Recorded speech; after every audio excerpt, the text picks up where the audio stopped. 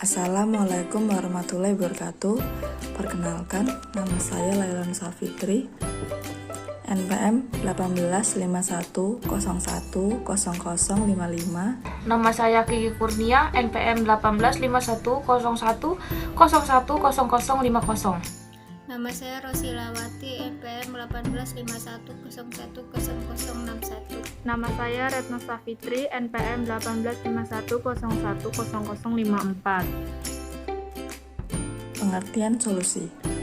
Polusi adalah masuknya atau dimasukkannya suatu makhluk hidup, zat, energi, komponen lain ke dalam lingkungan hidup oleh kegiatan manusia, sehingga kualitasnya turun sampai ke tingkat tertentu yang menyebabkan lingkungan tidak dapat berfungsi sesuai dengan diperuntukannya.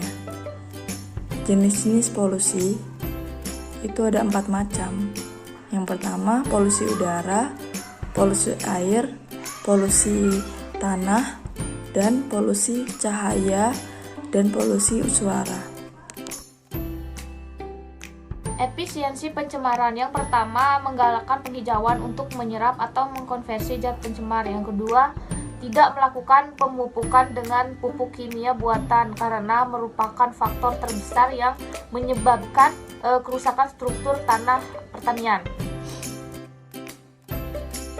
Yang ketiga, tidak menggunakan sungai atau danau untuk wahana memandikan ternak dan sebagai tempat kakus. Yang keempat, melakukan efisiensi lampu yang terdapat di halaman, perumahan, dan gedung yang tidak terpakai. Yang kelima, menanam tanaman yang mampu mengurangi kebisingan lingkungan.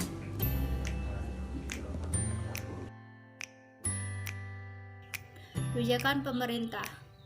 Yang pertama, pemerintah harus selektif dalam menerbitkan surat izin pendirian pabrik dan lokasi pertambangan dengan pemeriksaan dokumen AMDAL sesuai dengan peraturan perundang-undang yang berlaku. Yang kedua, memberikan edukasi kepada masyarakat dengan menggerakkan peran masyarakat akibat membuang sampah ke sungai dapat mengakibatkan banjir dan pembusukan sampah. Yang ketiga, adanya jalur hijau dan hutan kota diharapkan dapat mengurangi CO2 di udara yang berasal dari asap kendaraan bermotor dan pabrik. Kebijakan pemerintah yang selanjutnya yaitu mendaur ulang sampah organik menjadi barang-barang yang bermanfaat. Yang kelima, pencemaran udara akibat buangan pembakaran kendaraan bermotor dan asap pabrik dapat diminimalisir dengan mengurangi pemakaian bahan bakar yang berasal dari fosil.